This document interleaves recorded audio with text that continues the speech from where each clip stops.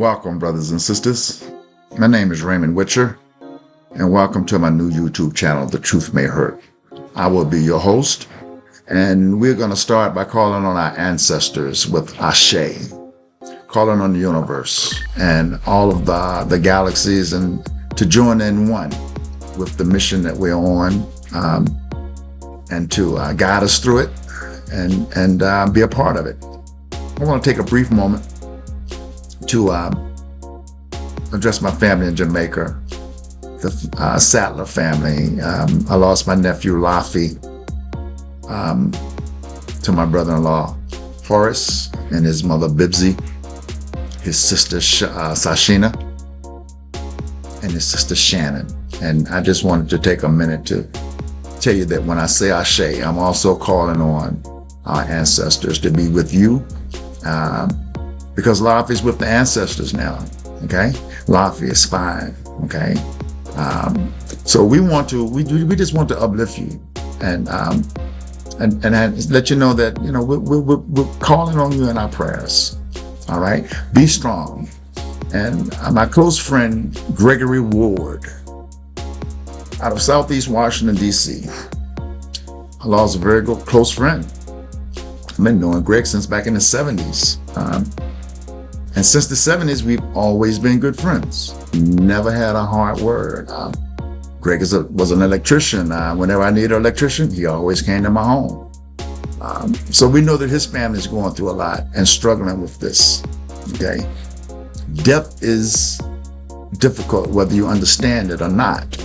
Okay, but we can grow together from this. All right, and we're with the Ward family. And in some way, I hope this message reaches his family. Okay.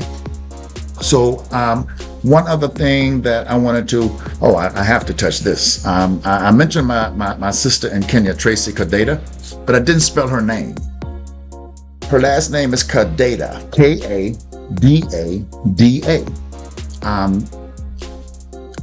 Please search her on Facebook, social media, and especially on her music on YouTube. Okay, I'm going to try to remember to put at least one of her songs in the description about this video, so that you can locate her, you can see what she looks like. This is an amazing woman, and you can hopefully that you can see how talented she is. She's a very talented artist, and I love what she's doing in Kenya. I love what she's doing with my 18 nieces and nephews, because Tracy had 4 of her own children and adopted 14. So she's definitely the kind of activist that every community needs. Okay, all right. When I met my nieces and nephews, I had never really experienced this. Just so bright, just so Uncle Ray, loving me already. Okay, so I can't wait to get to Kenya. I can't wait to get some of this love that I know I'm going to receive. And for those here on this end, if you ever have an opportunity to uplift an African, a Jamaican, a Haitian, anybody, a skin of color from another place that is here, be kind to them. Offer them, some assistance if you can. All right, that's what this is about. And I have a special message for the children. And then we're going to get right into the presentation and we're going to move on. Let me bring my clock up so I can see where we stand on time as I make this. Okay, we're just at 5 minutes. All right. We want to spend a little time on these signs on this front page. Okay, for my youth. All right. Let me give you something to give you a perfect example, hopefully a perfect example of why it's so important that you join us here on this channel, okay? I want to tell you something that I want you to remember, okay? Whenever you go outside on a crystal clear day and you see the sun at high noon, that's the brightest of the day, period, for the sun, during that vertical time when it's straight up overhead in the summer. When you look up and you see that sun, the Creator made it that bright to show you how bright your future is. Okay? Don't miss that when you see that sun. Right? That's your future. Okay? So just apply yourself. Come here and learn. Bring your little brothers and sisters, your mom, your dad, grandma, grandpa. We're all going to benefit from this. Okay? But the most important one in this group is you. Okay? And Mr. Ray is here for you. As you see right down here, let me show you. You see right down here? That's my email address. You can use that. Okay? Get your parents' permission. You want to chat with me if I can help you? Oh, send Mr. Ray an email. All right? Let me see. One more thing. Okay. Did that cover everything? Okay. That pretty much covers. Oh, one more thing. Okay. And this is very important. Another reason why the email is down here. If you have a situation that I can help you with, and I'm going to tell you why I'm saying this. Before I get to a presentation to make you aware of this, send me an email. Okay? The biggest thing killing our children and our society today is addiction. Drug addiction. Okay? I'm not going to get too deep into it, but we can do something about it right here. Okay? The reason I'm saying that we can do something about it is because I've been a victim. Okay? After 4 or 5 of my 6 surgeries, I became addicted to opiates 4 times post-surgery. I didn't go out on the street and buy it. It came in a brown bottle with my name on the top, a doctor's name, and directions on how to take it. And I took it like they said, and I got addicted just like everybody else. So lose this stigma about addiction, and that the people that get addicted to drugs are no good. They deserve it. They did it to themselves. All of these things that people come up with to almost make it shameful for somebody to say, I'm sick. Okay? Addiction is a disease. Now, up until maybe 15 years ago, let's see, this is 15 years or so ago, it wasn't classified as a disease. It was classified as a black man's poor choice until it escaped the boundaries of the railroad tracks and the things that marked our community. When it got into the white community, and I'm not saying it's racist, but I'm saying it's because if they had helped us when it was being pushed into our community, it would have never made it into theirs. Okay? But while it was in our community, not everyone, too many white people said, I don't want my tax dollars paying for recovery. They chose to do that. That's a poor choice. So the insurance companies wouldn't classify it as a disease. So your insurance wouldn't cover drug treatment. It was like, okay, yeah, you fell in the trap and you deserve to be in it, and bye. Okay? But when the middle class whites, upper class whites, young children start dying from it, the insurance company say, well, it is a disease. I'm not going to spend a lot of time on it. But if you know someone suffering, I can help them. When I got off of opiates, the doctors were asking me, how did you do that? Okay, I went to God and I listened to God. Then I came and told you what to do, Doc. That's enough of that. All right, so let's get into the presentation. We're at the almost 9-minute mark. Okay, so we're doing good on time. The reason I chose these symbols on this front page is if we do not become educated into African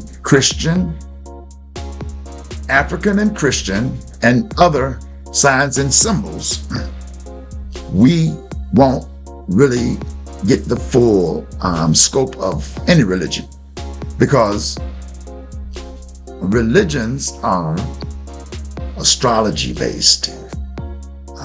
I can't remember what verse, it just came to me.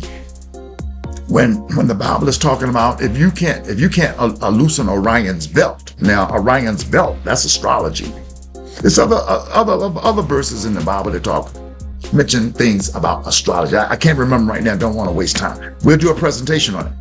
But the reason I'm choosing these symbols is to eliminate some of the myth. And we'll start in the top left-hand corner of the African Ankh. You see the cursor here. We're in the top left-hand corner. Okay, now I'm on the right here. This is the African Ankh and the symbol. This is the African Ankh in its mythology of the purpose, or one of the purposes of the Ankh. It has many purposes, but none of them are evil. Let me show you something about the word evil. E-V-I-L. Put a D in front of it. What do you have? Devil. Let me show you something about the word good. G-O-O-D. Take an O out. What do you have? God. Okay? I'm showing you this because everything that they say is evil isn't. And everything they say is of God isn't. Everything they say of God isn't good. Okay? They got a lot of stuff mixed up. Okay? On this channel, it's my job to make everybody as comfortable as possible about some very delicate things that we're going to discuss. All right? So I'm not pointing any fingers at Christians. The real righteous pastors. I know a lot of righteous pastors. I mean a lot. Okay? And we're not broken. We're not broken behind this. Okay? We discuss it. We talk about it. Okay? And nobody has to feel that it's my job to convert anybody or save anybody. Okay? That's not my job. My job is to show you my evidence, present it, and let you take it. Take it to God. Everything I give you is a gift, but you can't use it until God confirms it. How about that? Let's be safe. It's a present. It's a gift. I'm showing you the gift. I'm showing it before I wrap it up in the box. I'm showing you the gift before I put the gift wrap paper on it and put your name tag on it. These are spiritual gifts. Be very careful about accepting gifts. You never should accept every gift. You don't know what's in that box. I'm showing you what's in the box first. And then I'm asking you, don't use it. Set it on your spiritual mantelpiece until God confirms that it is safe. How about that? That's a good deal. All right, I'm not going to put you in jeopardy. I'm not going to put myself in jeopardy. Okay, so let's look at the Ankh. The Ankh. The symbol of the Ankh is the symbol of life. The circle on the Ankh is the symbol of the mother's womb. And as you see to the left, there's a baby in the womb. The arms of the Ankh are the symbols of the woman's fallopian tube. You see here to the left? The shaft of the Ankh is the symbol of the male phallus. And it comes in union with the female. The ovaries will produce a child from their union. Now, that's a beautiful thing. Now, what is a cross? The symbol of torture and death. They replaced the cross. Once Constantine, he was getting ready to go into a battle. I'm not going to say a war. It was a battle. And I don't know if he had gone to sleep or whatever, but he said he looked in the sky and he saw the clouds in the form of a cross in the sky. It's weird for me because I'm looking at myself on an image. So when he saw the sign of the cross in the sky, he said that God had sent him a sign, and with the cross he would conquer. He went into battle, he won, and he said that he would make that a symbol of the Roman Empire, and all of the soldiers put the cross on their shields. Then he made it the permanent fixture of the church, because before the cross it was the two fish. Right? Don't want to spend too much time on it, but that's the Ankh. It is about life. It is about the cycle of life. and the union of a man and a woman. The cross, you don't have this part, you have another phallus. So it's the union between two men. Sorry. Okay, you just got to know who you're dealing with. Okay, we're going to get into a lot of signs and symbols. We're going to go to the middle. And the middle is the sign of Ma'at, the goddess Ma'at. M-A-A-T. Capital M, capital A, capital A, capital T. Okay? You see how her wings are flat out? Turn the back of a dollar bill over and look at the back, and you see the wings on the back of a dollar bill are the wings of the goddess Ma'at. Our people. Okay? Look at the sign on, look at the, since we're here, look at the sign of the temple on the back of the dollar bill. Okay?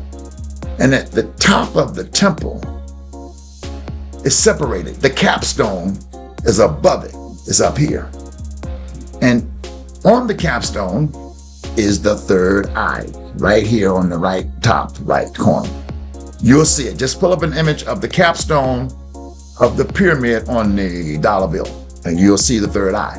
So already we have two symbols about African spirituality, mythology, and culture on American currency. Just want you to know that we have to start studying and knowing, because our symbols, signs and symbols of African mythology and spirituality are everywhere in the church. They're everywhere around us. And if we just were never taught. Okay, so we're going to look at the third eye here. We're at 16 minutes. We're doing good.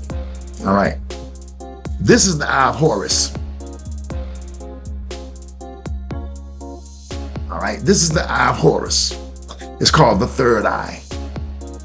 All right, the third eye is connected. It is a gland in our brain, in the center of our brain, that joins the right hemisphere and the left hemisphere together. Okay, the pineal gland, it controls our spirituality. It is our direct link to God and our ancestors. The pineal gland determines the amount of melanin that's secreted in our skin, how dark our skin is. The pineal gland is connected to our third eye. Now, I ask people, how many eyes did God give you? 2. Wrong, He gave you 3. The third eye is the spiritual eye. It doesn't look out. These 2 eyes, their only job is looking out. They never look in. The only time they even see us is when we're looking in a mirror. It's the only time they see us. And that's a reflection. Okay? It's absolutely the reverse of us. You look in a mirror, you raise your right hand, it's raising on your left side. Okay? So these 2 eyes are only made to look. God gave us the third eye to see what we're looking at.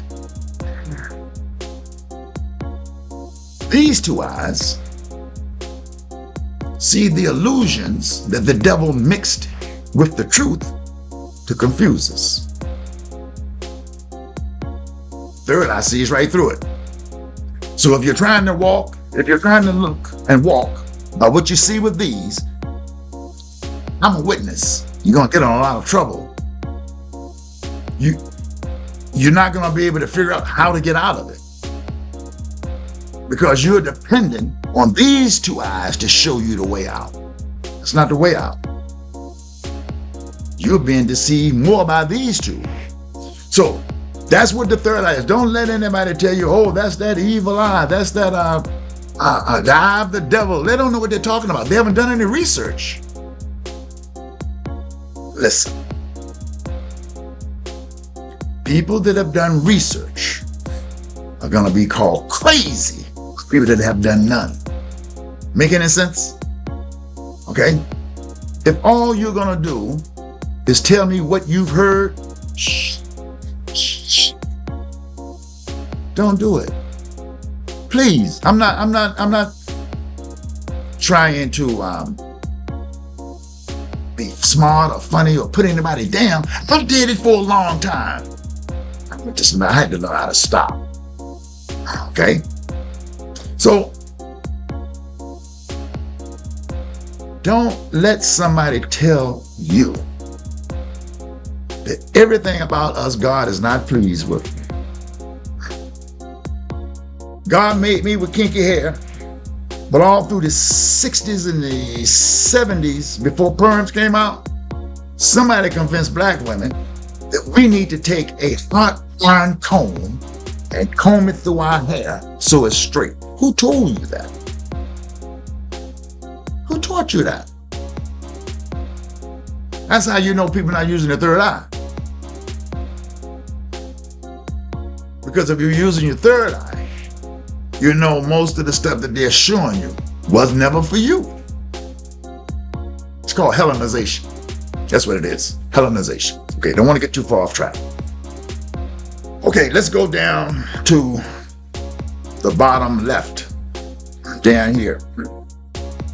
This is an image of a hieroglyphics, and this is on the walls in Egypt that our ancestors left us 5,000 years before the Bible was written. Okay. Now let me show you what this picture is. I'm gonna blow this one up. I'm gonna blow this one up a little bit. Hold tight. Let me see if I can do it. I want you to see. All right. Let's take a look at this one. I hope this don't mess me up. All right. Let's take a look at this one. Here, this is judgment after death. You read hieroglyphics not in any defined direction. You read hieroglyphics in the direction that the heads are facing. So you see here, they're facing to the right. So you would read this hieroglyphics from here to here, to here, to here, to here, to here, to here. You're reading this way, all right? So here's the dead. He's being led to the scale of justice. I think this is Tahuti, all right? When he gets to the scale of justice, his life will be his life will be judged in accordance with the weight of his heart. His heart will be, this is mythology, okay? I don't want you to think, okay, they were putting people's hearts over in Egypt, man. No, put them on a scale. No, this is mythology of how our Creator would judge us once we were dead, before we could enter heaven. Remember what I'm saying, enter heaven. The concept of heaven came from the Egyptian walls in Egypt. This is what I'm telling you. I trace everything. Oh, and just so you know, African hieroglyphics is the first written language. Nothing was before hieroglyphics. Well, hieroglyphics is actually a Greek word. I'm pretty sure that the Egyptian word is netaru. I have to check it. Okay, but we're going to read this. All right. So he comes in. His heart is placed on the scale here. All right. This is the animal with the head of a crocodile, the body of a dog, and there's several animals that if once your heart is put on this scale, a feather is put on this right-hand side of the scale. And your heart has to weigh less than the feather in order to get into heaven. In other words, you have to have lived such a righteous life that your heart is lighter than a single feather. That's how you were judged in Greek, in Egyptian mythology. Okay, as you can see, the same man that was here being judged, then he's over here. So his heart was lighter than the feather. And the Son of God, right here, this is the Son of God issuing the dead onto his Father. Have you ever heard that story before? No one comes to me other than through my Son. The only way to the Father is through the Son. Here's the Son delivering the dead through his Father. I don't want to call her my name.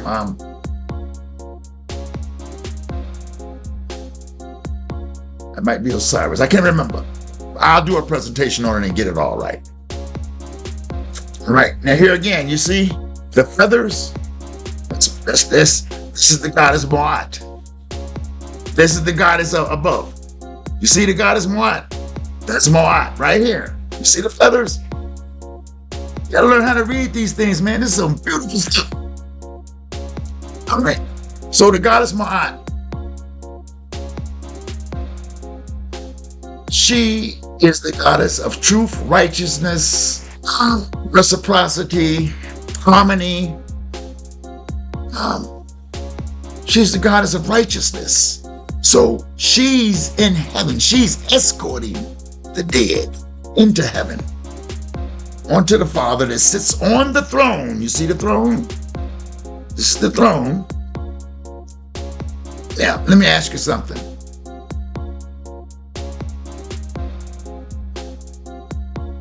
Well, no, let me tell you something. I think it'll be better and more effective without trying to make it seem like I'm insulting Christianity.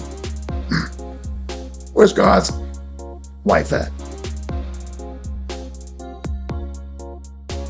All of the African gods had a goddess. You see here? It's the goddess. All right. I can't do it here, but I'm gonna explain. I'm gonna show you the African hieroglyphics of the tree of knowledge. And it's absolutely the opposite of the story of the forbidden fruit of the tree of knowledge in the Garden of Eden. Matter of fact, I'm gonna give you a brief part of it now, 27 minutes, okay? The story, the African mythology story, and you don't have to wait for me. Everything I'm telling you, go right online and look it up. All you have to do is search for, they'll show you the image, but you won't understand it until somebody can explain it to you. So I'll just tell you, all right. The Greek mythology, the Greek mythical story of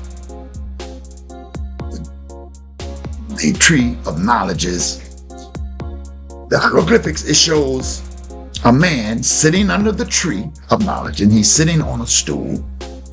He's frustrated because he's failing the people that he's leading in his kingdom. And he's asking our Creator, help me. I don't know what to do. Help me. God, Creator, help me. I'm messing up. So God sends him a woman, a goddess, to help him. So she comes to him sitting on the stool. And that's a beautiful story. She comes to him. He's sitting on the stool. He's broken. And she comes and she reaches up and she pulls a piece of fruit from the tree of knowledge. She feeds the man.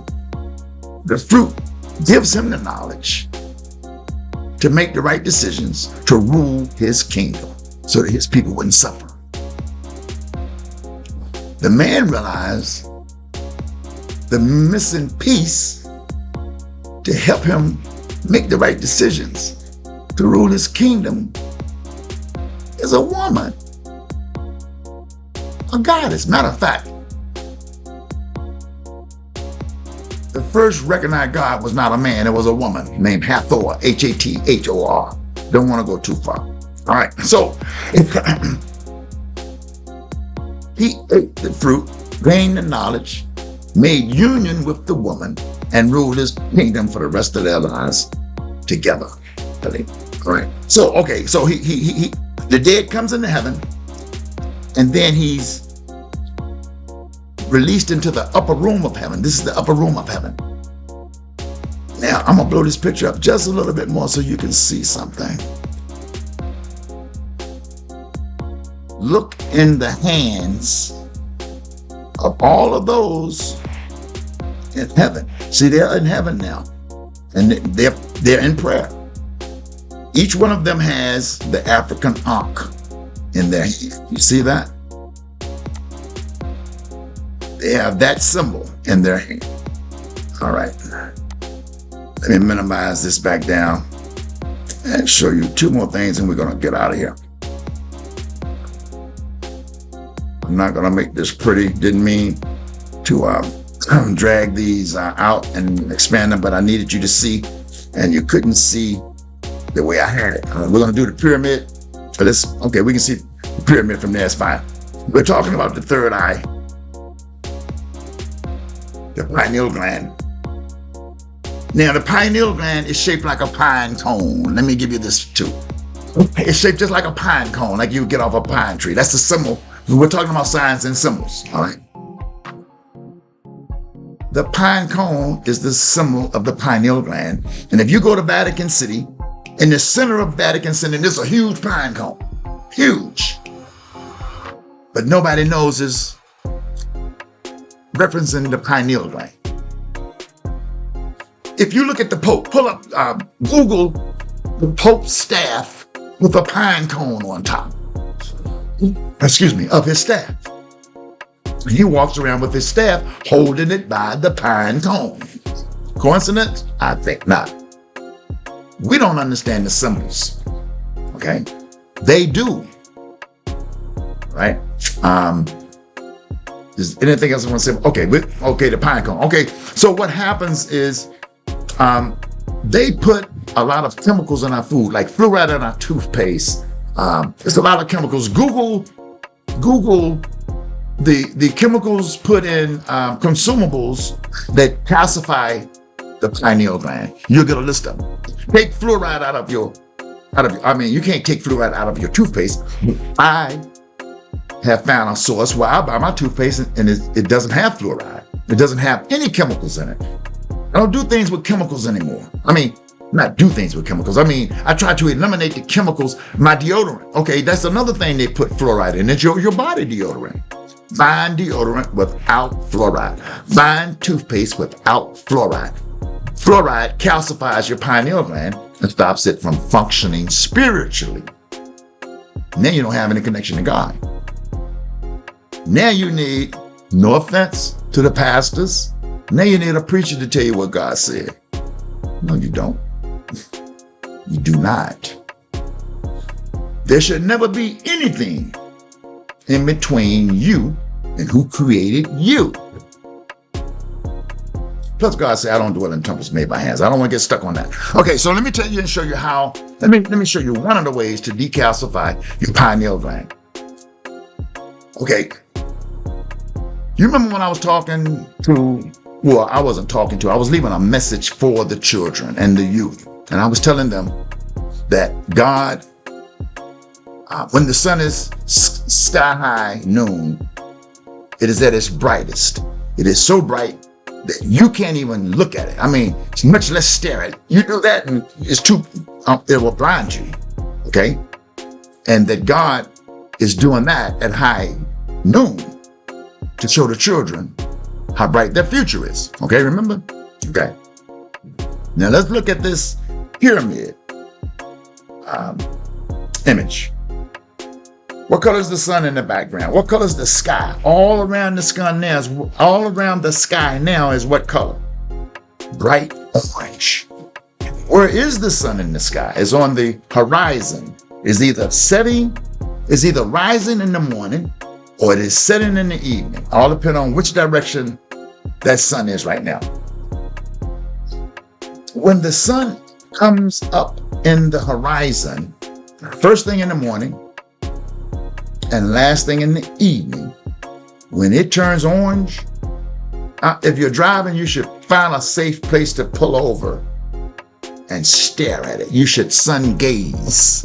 Those are the only 2 times of the day that you should look directly into the sun.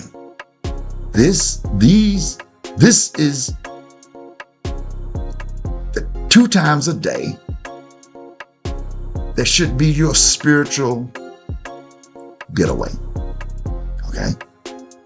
And the time that you are staring at the sun, there should be no talking, no music, nothing that is outside of nature. You should only be looking at the sun And you should be identifying everything that you hear with your ears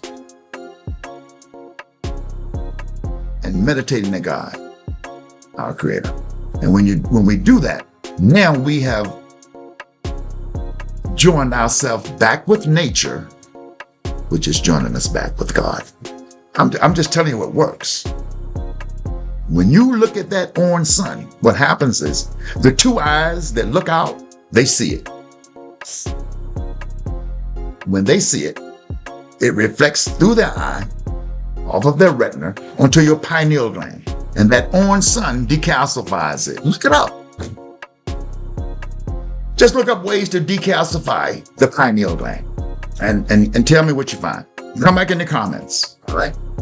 Just come on, we're gonna grow here, all right? I don't know if I'm telling you anything that you haven't heard before yet, all right? But I got some stuff that you haven't heard before, all right? And don't trust me, don't believe me. If I were here asking you to believe me, I'd have you in my church. I'd have you paying me 10%. The truth is free. It's free. It's not just free here. The truth is free. All right? So, let's start doing these things. Let's have our morning meditation, our evening meditation. Understand what that sun is. It's the center of your life. Oh, and I'm going to tell you something else. If you're around water in the morning when the sun comes up, or around water in the evening when the sun goes down, you'll see the sun walk on water twice a day. The Bible says my son walks on the water. Son of God walks on. Who made the sun in the sky? Whose son is that? 37 minutes. Who made it? Didn't God make that sun? So would I be really stretching the truth at all for me to say that is God's son? That is the light of the world? Would I be stretching it at all? Now, Christians say, well, that ain't the son of God. It is. He made it. Now, I'm going to show you something else. I can't show you this now, but and John, people always quote John 3:16, what God says, for God so loved the world that he gave his only begotten son, that whosoever believeth in him shall not perish. I'm going to show you in the Bible where God had two begotten sons, or both of them spelled capital S-O-N. Can't show you now. All right. So, we gotta grow. All right. I'm gonna go to the astrology chart because I have this here because the Bible is an astrology book. The Bible is astrotheology. Look them up. Look up astrotheology. Right? So what reference does astrology have to the Bible? The reference that astrology has to the Bible is the most precious thing any of us have. And it's called T-I-M-E. Time. You don't get it back. Don't waste it. The most precious thing we have is time. You can't rewind it. You can't undo it. Life is a reference to time, and time is a direct reference to change. Okay? So the zodiac sign, the astrology sign, look up. So I'm helping you so that you can hurry up and start using these gifts, okay? I don't want you to leave them in the books too long. And listen, nobody has to worry.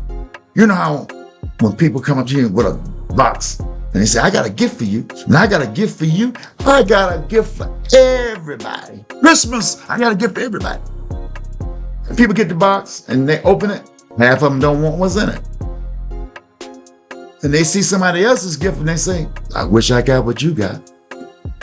Man, he sure must like you. Well, you don't have to worry about that here because everybody getting the same gift. Nobody has to be jealous. Nobody say, well, man, why did he give me that? I'm giving everybody the same thing. Put it in the spiritual box, wrap it up, put a bow on it, write your name on it, and say from Lamb and Witcher to you. Do not use without God your gods, not my gods or anybody else's. So your gods. I'm not asking you to go to another God. Go to the same God you've been going to all along and ask him, show me the things that you want me to see. Show me what the teachers aren't teaching and the preachers aren't preaching. What's dangerous about that? Nobody knows everything. Nobody. I'm not here trying to tell anyone I know everything. I don't. I'm telling you, I don't. But I know all this stuff. I'm giving it to you. Okay? So, listen. There are 8 billion people on earth, and there are 8 billion people to this puzzle. I need to move on. Let's go down to the next slide. And we're gonna keep this thing going. Let me move this and minimize it. I think I'm just gonna do more talking right here. Okay. We're gonna look at the Bible comprehensively. Okay? Comprehensive means we get to ask questions. So don't let somebody come to you and tell you, you're not supposed to question the Bible. You're not supposed to question God. I'm not questioning God. I'm questioning the men that wrote the Bible, and I'm questioning the men that are telling me that the Bible is a historical book. It's not. It's a very good book. Listen, I'm not anti-Bible. I'm not against the Bible. I'm not anti-Christ. I'm not against Christ. I'm anti-Bible. That means I know the story before the Bible told it. I'm showing it to you on the Egyptian walls. Same thing. All right, but there's a verse in the Bible that tells you, man, here it is. I think it's in John, 1 John, I think it's 4:3. But it's not worded like this. And when I copied this, I don't know which version I copied it from. And I've searched and searched and searched, and I can't find this quote, but I quoted it from the Bible. These are my words. All right. When I did my search on what does the Bible say about asking questions, I found this. And it says, question everything. And if you must, do it publicly. In this age of deceit, we should question the experts, the scholars, the scientists, and the academics. Some will earn your trust by their response, and their answers stand up to scrutiny, but be determined to get the truth. I said, well, the Bible says you can't. To worship, you worship in spirit and truth. If you don't have the truth, I don't care how much worshiping you got, you're not worshiping, right? All right, we're going to move on because I don't want to go too long. I forgot how I came upon this, but doing my study, and here you see over here again, going to heaven on the left-hand side. All right. Pope Leo X said, look at all this money the fable of Jesus Christ made. Our company, not our church, our company. Okay? So I want you to read these articles. I'm not going to go down through everything. I'm pushing back. I don't want to make these too long. So the information here, but what you see here in red, in this article, now this is all quoted from the article, but notice how gospel is spelled. It's spelled Gospell. It was spell casting. They took a L off, but it's still spell casting. That's what's got our people, our African people, all the black melanated people. I'm not saying this with bitterness. I don't have to. I know the truth. Why do I need to be mad? I'm free. You can't get me no more with these games. I'm a book. Okay? So read these things. Right? The link is right here. The article is from the Catholic Answers. I get a lot of information from them. Matter of fact, I've looked up, and we're gonna go over this. All 21 of the Catholic councils. It's been 21 of them, I think, since 325 AD. I have all of them. I'm going to give you a presentation on them, and I'm going to give you the document and everything. You can read everything they did to develop this religion. Everything. Don't want to spoil it for you. All right. So we're going to go to the next slide. All right. Nothing that's happening to us is a mistake, accident. We don't have that Listen, our luck is not that bad, okay? That all of these things can be happening to us because we're sinners or any other thing. It's by social engineering. This is about an article that I forgot which pope it was. I got to scan over it, but the information is here. The information is here for you. I've already done the work. I've put it here for you. And I want you to take this, read it, do your own research, verify it, refute it, and come back and let me know. Is this helping you? Give me 6 months. I'm getting ready to start putting some things on here that it's just gonna be so easy. Now, I'm not saying that you're gonna accept everything that I'm showing you. I don't expect that. I'm not saying that you're gonna accept anything that I'm showing you. That's not a problem. Don't let what I'm showing you make us enemies that we can't fight the same fight for our people. Doesn't matter if you're doing it through Christianity, Islam. If that's your choice, that's your choice. I'm not here as a converter. I'm not here as a condemner. We've had enough of that. Just rock with me for 6 months. All right? And we're going to take a look at some things. Now, the doctrine of discovery. In 2022, the Pope went to Canada and apologized. I'm just going to read it to you. He repudiates the doctrine of discovery. Look up the doctrine of discovery, and that the Catholic Church produced to justify our slavery. Are you on the call? He actually made an apology that they created all of this false doctrine in the doctrine of discovery, which actually says that the Catholic Church has the right to take all land from all of the natives. Wait a minute, let me rephrase it the way it's written. The Catholic Church has the right to take all land from the natives, from the native people of the land they discovered. You can't discover land when somebody's there because the natives aren't Catholic or Christian. So we're going to take your land because God gave it to us. I'm telling you how they played this. Okay?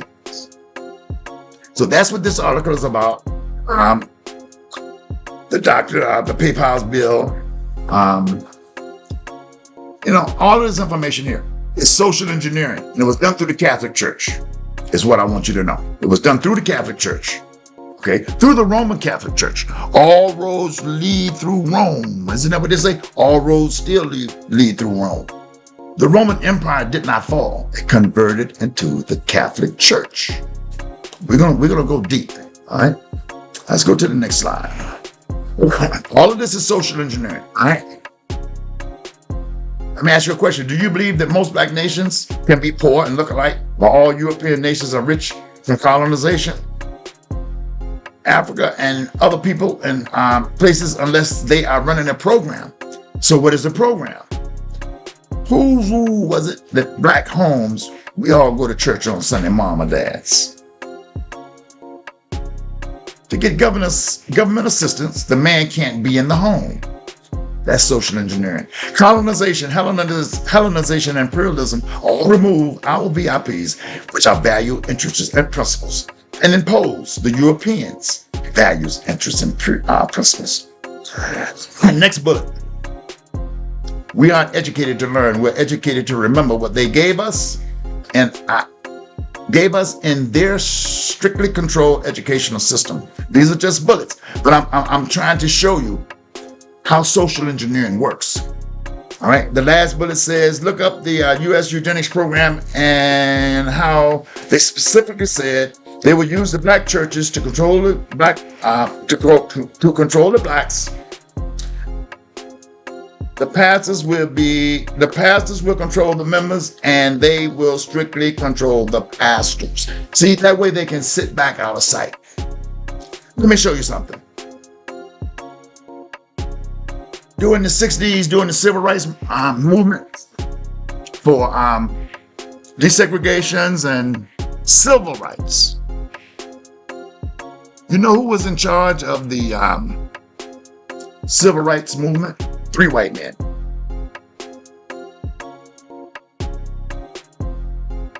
3 white men were in charge of the civil rights movement. So what I'm telling you is, when the people at the head are white, are not like you, how can they make the best decisions in your best interest? What is so incapable about me and my people to make my own decisions? Martin Luther King said that I feel like I have led my people into a burning building because I asked for civil rights instead of economic rights. Okay, we're going to go to the next slide. I'm just giving you some things so that you can see. All right, you see the ankh? Now you see the baby over here. This is a beautiful picture of the African ankh. Okay, of the mythology in the African ankh. All right, foundations of racism. This is why I'm doing this slide first, because what I am showing you are the foundations of racism. Reference to William Lynch letter, How to Make a Slave. The link is there. All right. Just in brief, the William Lynch letter says, let me pick out a couple of things. The William Lynch letter says that you have to destroy the black man to the point that the family cannot turn to him for anything. That everything that the wife and the children need, they can't turn to him. They have to turn to the master. It's one of the things. He said, look up book breaking, BUCKBREAKING, when they used to rape the strongest, biggest black man in front of their families, their children, and all the other slaves, to prove that if he can't protect himself from me raping him in front of you, he'll never be able to protect you. Okay? The Willie Lynch letter says, we have to break the natural nature of the nigger slave like you have to break the natural nature of the wild horse. See, when you break the nature of any animal with God, that animal is lost. No animal needs a book to tell them when to migrate, when to hibernate, when to mate, when to dig a hole. Nature does that. And the first name for nature was lowercase n, capital T, lowercase r, which became netter. And in English, it became nature. So nature is God.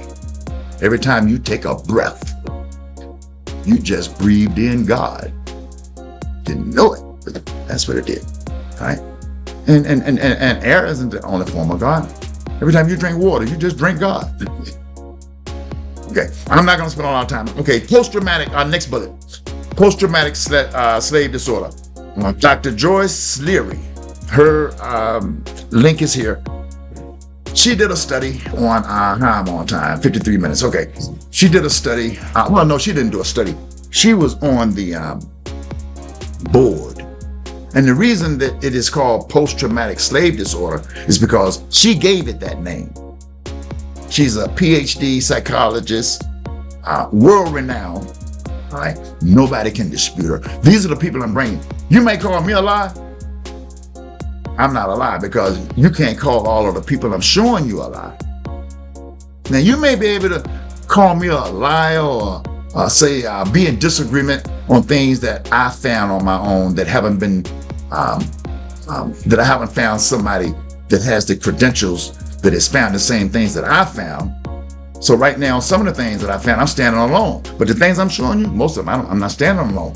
Most of the things that I found, before I found these people, after I found it and I found these people, they said the same thing I found. That's why I'm very confident in showing you and telling you what I'm telling you. Because I'm not standing on just what I found. These people did the research that proved the same thing.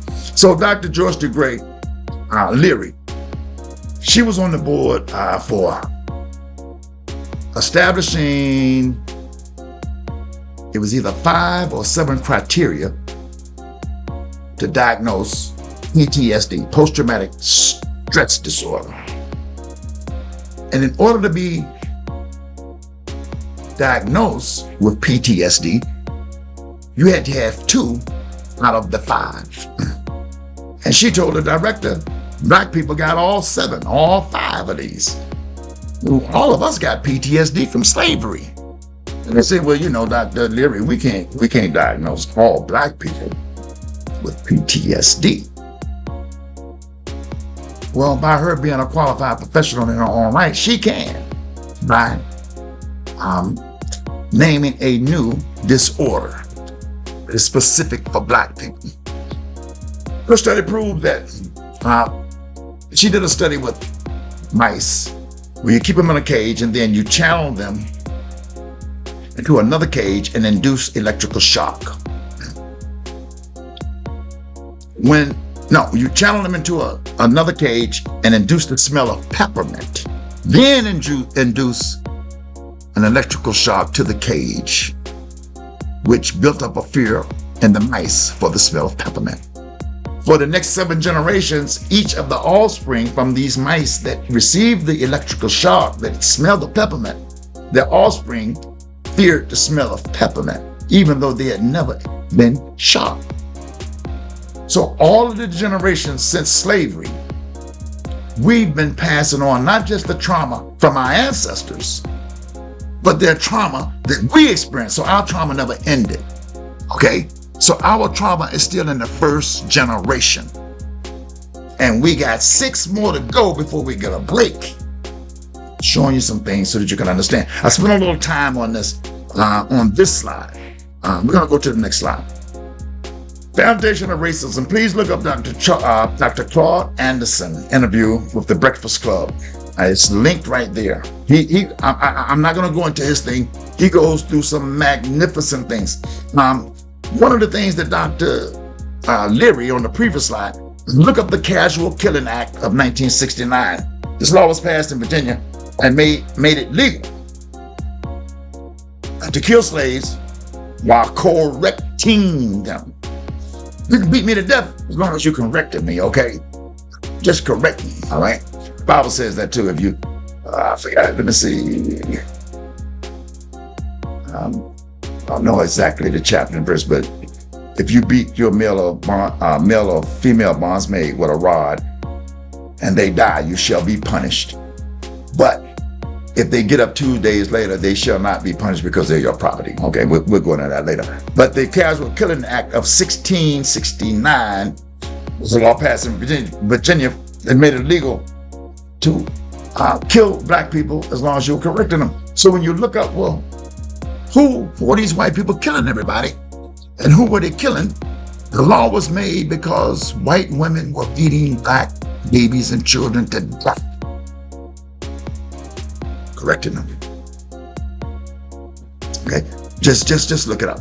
All right, we don't want these things to happen again. And there's still laws on the books today that don't protect us. We have to educate ourselves. This is the foundation of racism. All right, look at it like this. King James Version of the Bible came out in 1611.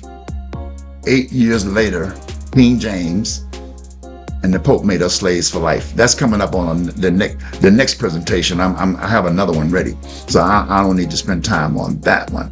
All right, let's go here. As you see, this is the goddess Ma'at again. Let's see what we're talking about here. Okay,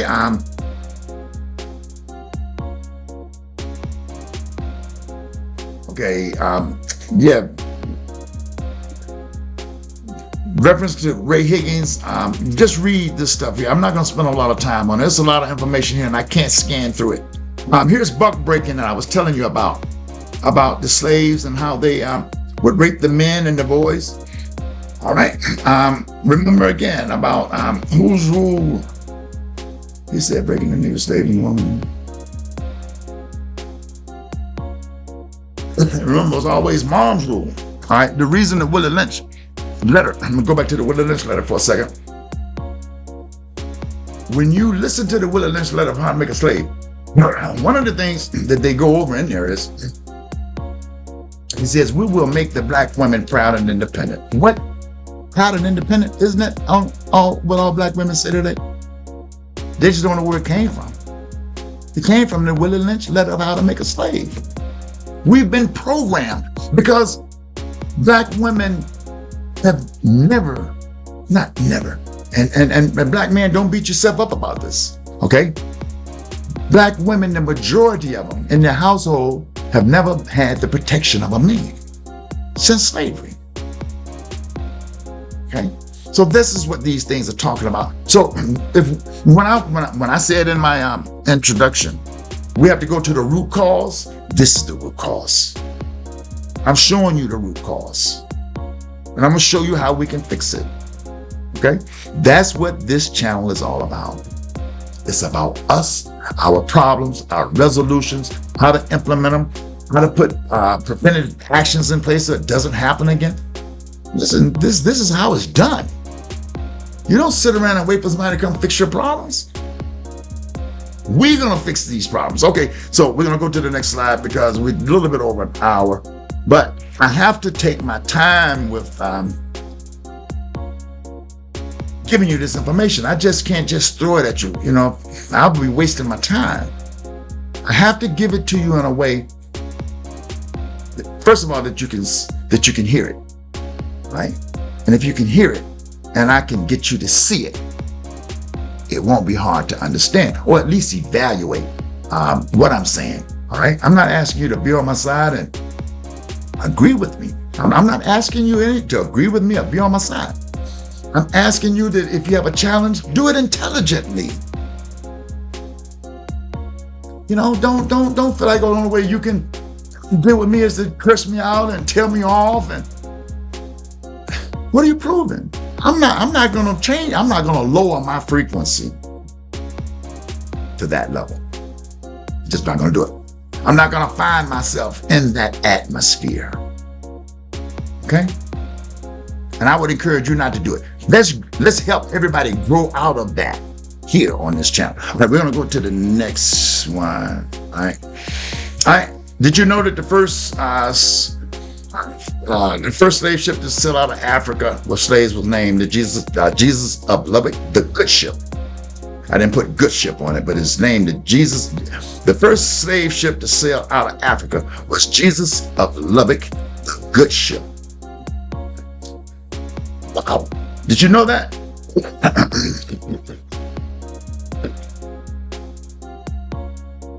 You know. Well, they changed the name. They changed the name because the letter J wasn't an alphabet until 1524. So there was no biblical Jesus during biblical times. And during this year, well, no. Okay, so now this is why we have to reference dates. Okay, yeah, this is right. They did have a slave ship named Jesus then, because the letter J came out 1524, and Jesus of Lubbock sailed in 1563. Coincidence? Nah, no need being mad about it. And don't be mad because I'm showing you. Okay, so the good ship Jesus sailed out of Ghana, and that's west coast of Africa. So the west coast of Africa, Jesus was the slave ship. Jesus of Lubbock was bringing slaves off the west coast of Africa to South America, the Caribbeans, and up to America. In Kenya, did you know that they had a Fort Jesus?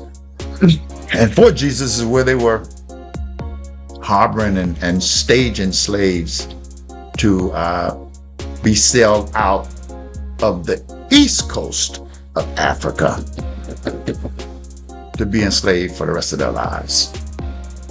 But Jesus was getting around. I'm not trying to be insulted, because first of all, I know that the Jesus that they have sold us, sorry, didn't exist like they sold us. Not historically. The values that are taught biblically, they are high values. They are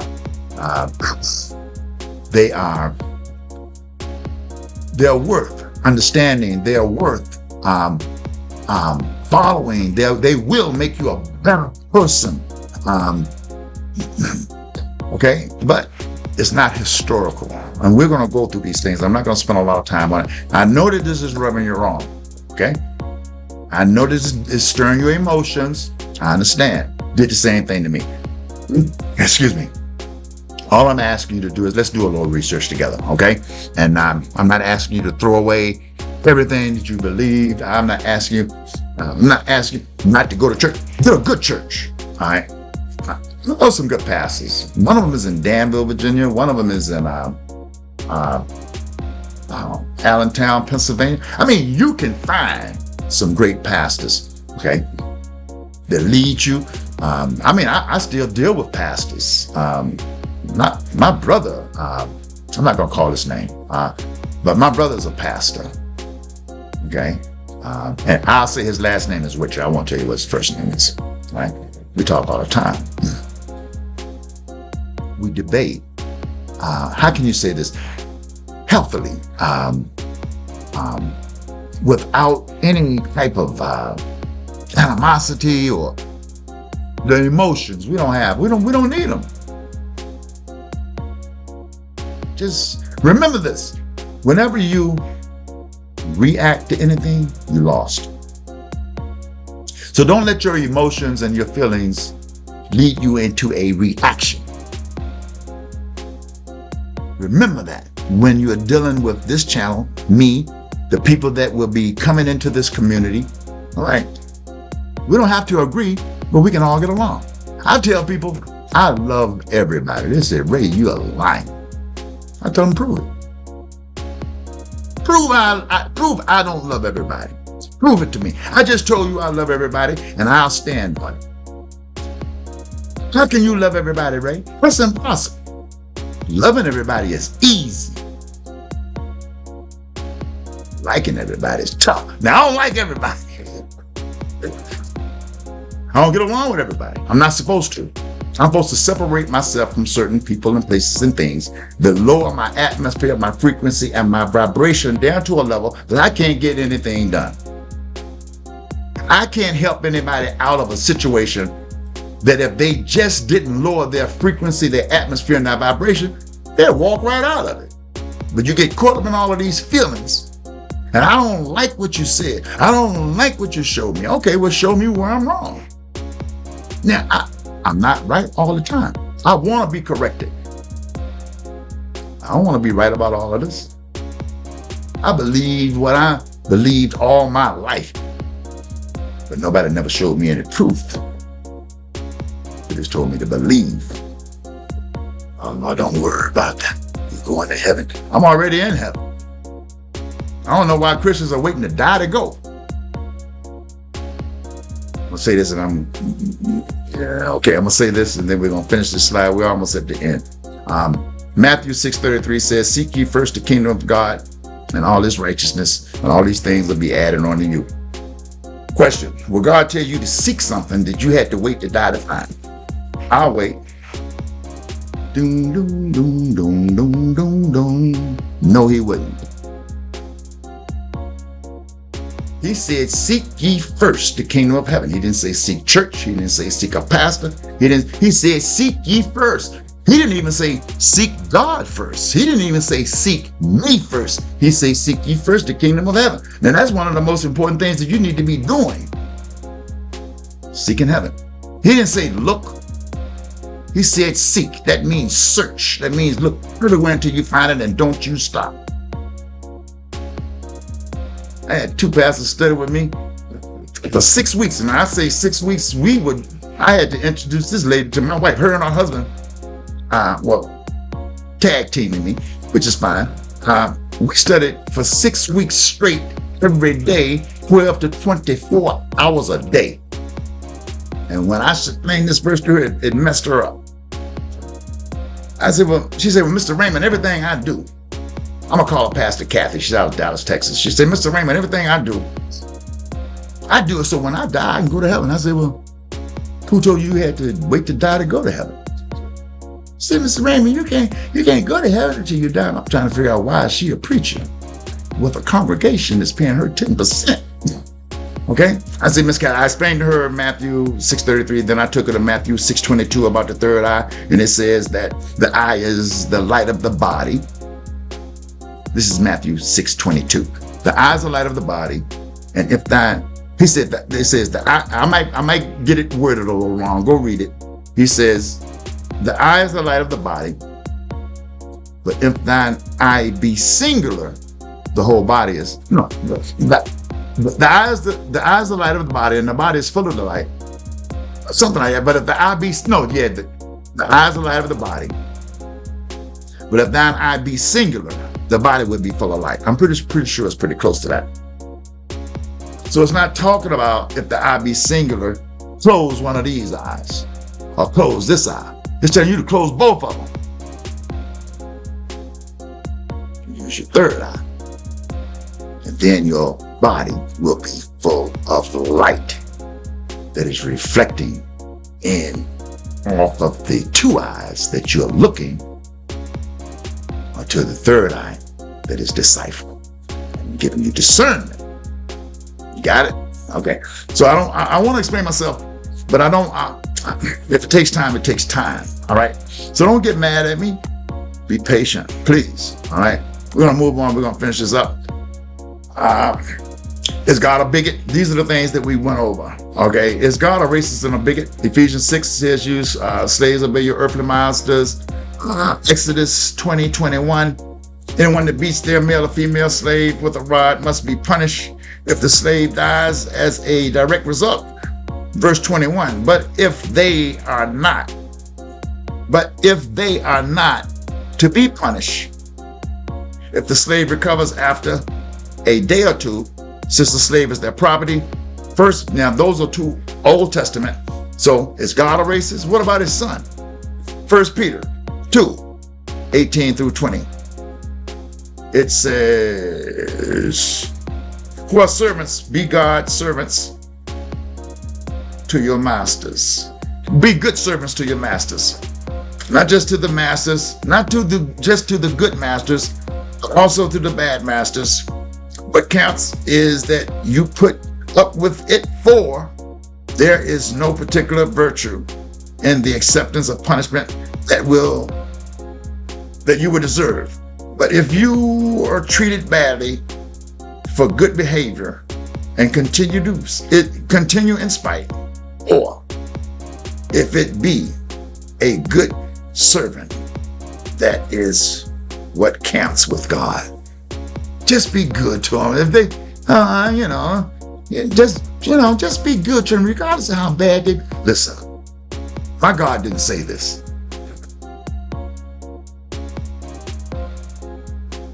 My God didn't make me to be a slave. He didn't make me for nobody to beat me. I wasn't my children and I were not born in sin. I wasn't born in sin before I got here. So you have to ask yourself, if anybody else said this other than God, would they be a racist? You say it all the time, aren't they racist? Now, if God said this, what would that make him? God didn't say this. White men that want to be your God and your master said, God told them to tell you, he said this, so that they can be your master. Come on, we can do better than this. All right, we're going to go to the next slide. I'm not going to sugarcoat this, but we don't have to, we don't have to,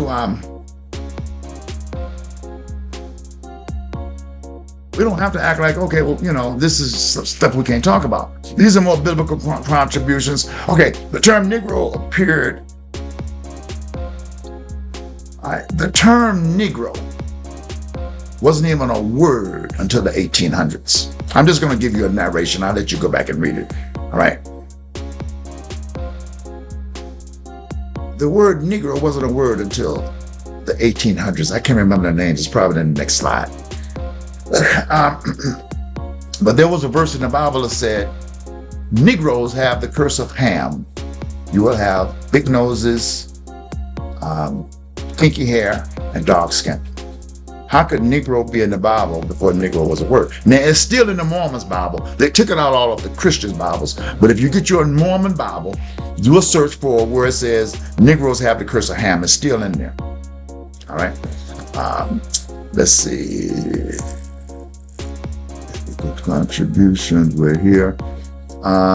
Look up Reverend C.C. Jones, a Baptist pastor who wrote the instructions for Negroes in America. He covered five key points. Teach Negroes that God made us to be Teach Negroes that God made us, Negroes, to be slaves. Teach Negroes that God made whites to be their master.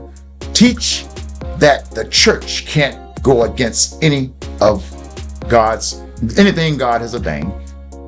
Teach Negroes that God allows slavery so Negroes can meet Jesus Christ.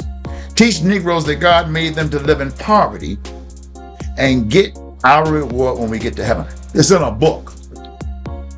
These were the instructions of how to indoctrinate us to accept Christianity.